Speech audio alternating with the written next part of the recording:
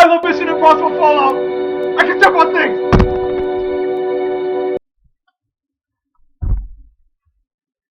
Woo! Mission Impossible Fallout. I just can't contain myself in the excitement of doing this review because I love this movie. And this movie is complex. And I've seen this movie. I've been able to watch it a couple more times. And I think I love it.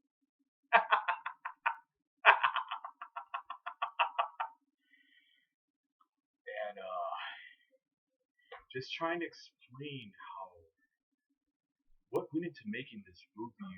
It is just I don't know. It's hard to fathom how many work hundreds, thousands of work hours it came into making this film. And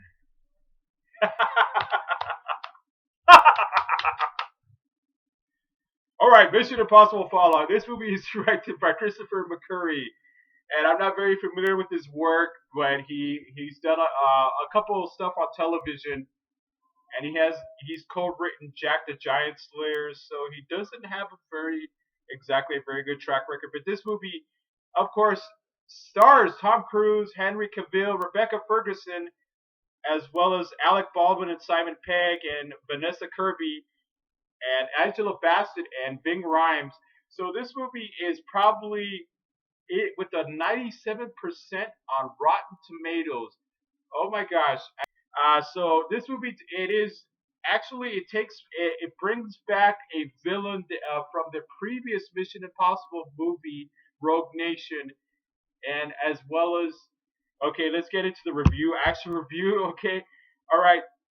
The IMF is involved in a arms deal, or actually they're trading. They joined forces with the CIA, August Walker, Henry Cavill to retrieve plutonium and try to avoid disaster and attack on the Vatican. Uh, plutonium. They're trying to get plutonium to make harness nuclear weapons to attack the Vatican, including uh, plutonium core. Simultaneously, the nuclear attack on the Vatican in Jerusalem, as well as Mecca, Saudi Arabia. So Ethan Hunt has to team up with Henry Cavill to find the plutonium. Really, the plot to this movie is nothing special. It's not. It's nothing you haven't seen before. It's the execution. It is the action. It is the way the action is done. It is the way that Tom Cruise keeps on risking his life to entertain us to go see his movie. And Tom Cruise, as larger than life, he is just a guy that can do just about anything he wants. All he needs is become a cyborg or something, or maybe be the first man on the moon or some the first first man on the moon. The first man to go into outer to invent warp drive or something. But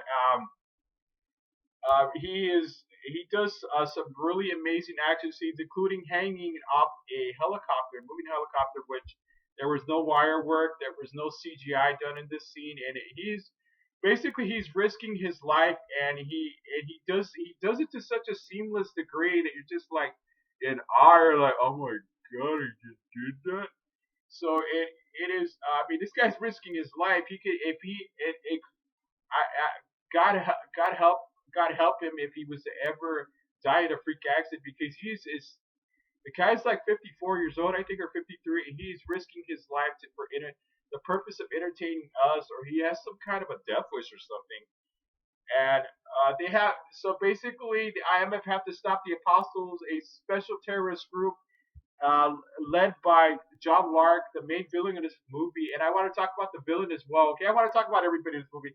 Alec Baldwin's just basically he's the director of the IMF, and that's what he does. He does it best. And that's what he does best. And Bing Rhymes and Simon Pegg are they're kind of on the side a little bit.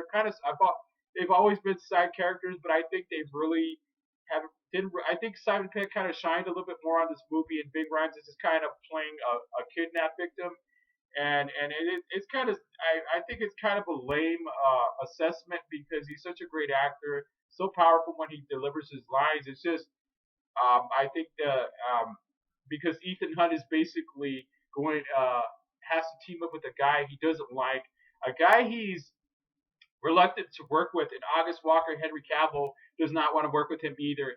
And oh my gosh, Henry Cavill destroys on this movie. This guy was Superman. This is the movie that messed up the Justice League. The mustache that ruined the Justice League. And was it worth it for him to keep? Because the mustache was paid for. The mustache went viral, and the mustache could not be covered up, not even by the best special effects, by a what is it, $1 million budget of the Justice League. Was it all worth it to mess up the Justice League? A movie that was so highly anticipated by me. I'm not sure about that, but I think overall Mission Impossible is in its most base parts. It's the plot is nothing you haven't seen before. It's the action scene, especially the bathroom scene in the final fight. Because spoilers here, if you guys haven't seen Mission Impossible Fallout, go check it out. Go buy, get it on DVD or Blu-ray.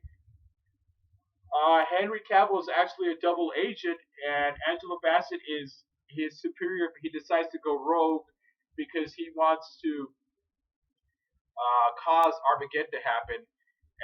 And the final fight scene between him and Ethan Hunt it is probably one of the best. I haven't seen it this good of a fight scene on Mission Impossible since Mission Impossible 3. It's kind of, I don't know if you guys were watching it very closely, but it's kind of reminiscent of that. So they really delivered it. The fight scenes are not CGI driven. They're not. There's the editing is not sloppy. They're not the camera. It just seems they filmed it with one camera, but I know it doesn't. It doesn't take one camera and one shot to do it. But I think they filmed it.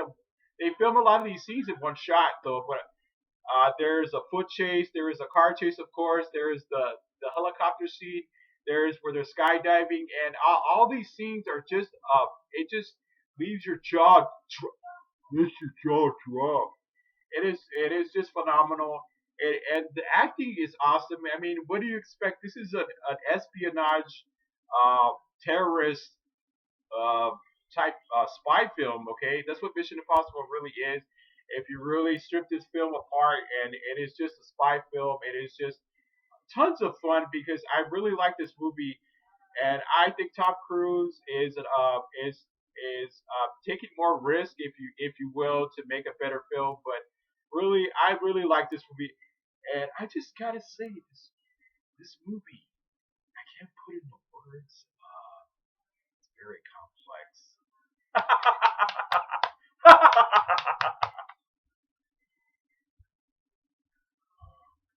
Yeah. Oh yeah. Sure. Oh yeah. And what went into making this film the best Mission Impossible? Is this movie the best Mission Impossible? Comment below. Like this video, subscribe. I'm trying to reach 2,000 subscribers. Please let people know about this blog. I have the YouTube alternative. I am out of my mind. I drink a lot of coffee. I drink a lot of tea. So most of the time when you watch my videos, I like to do improv. And Mission Impossible Fallout gets this movie is the rating. I don't think there's even a rating for this movie, because this movie is not a perfect movie in my opinion as a reviewer. This movie is not perfect, but because basically the plot is predictable, nothing you haven't seen before. But it is just the execution, the delivery of the action, the delivery of the lines. A great villain. I want to talk about the villain. It, when you get a villain that actually causes this, they're in a high stakes chase to get the plutonium. So you get a villain, including, and Ethan Hunt doesn't know if he could trust August Walker. So you get a villain, and put him in a blender. You get this guy. He looks a lot like Rick Grimes from The Walking Dead if you really look at him very closely, the way they modeled him. And he's actually been other previous villain that came on the Mission Impossible is in a hospital bed at the beginning of this film also. So you really get a very threatening villain. He's not some guy that Steven Seagal is just gonna kick his ass and that's pretty much it. And there's no real motivation other than getting his ass kicked. No, this is the kind of villain that what I loved about Rogue Nation, besides everything else, I think Rogue Nation is a little bit better than this. Maybe I could be wrong. It's just the villain is really thought out. He's cold calculating. You don't know what he's gonna do next. You don't know what move he's gonna take because that's the kind of villain that seems more of a threat. He's not. And Rebecca Ferguson, oh my gosh, Rebecca Ferguson is just a phenomenon in this movie. And also, I want to talk about Vanessa Kirby, and in particular, also that she's badass on this movie too. She stabs a guy right in the throat, and she's supposed to be a philanthropist, but she's actually cricket, of course, and she's involved in underground arms dealing and other stuff like that. So, okay, there is. I don't want to. I don't know. There's no rating for this movie because it is what it probably. The reason I'm not getting a rating because I can't. It it's I you would have if you could give this movie a rating, I could say this movie's an A plus or an A minus. I could say this movie is a 10 out of 10 or a 9 out of 10, but I don't know. I don't think that would do it any justice because it is just a really good summer action movie. It is with 97% on Rotten Tomatoes. How can you go wrong with this movie? So if you haven't seen it, go check it out. Get it. It's on the Red Box. If it is ready, pre-order it because I'm not taking a look at the demographic. All right, you guys, please help me out though. Tell your friends about this channel, and I am the YouTube alternative, and I am still your reviewer. And I will see you guys real soon.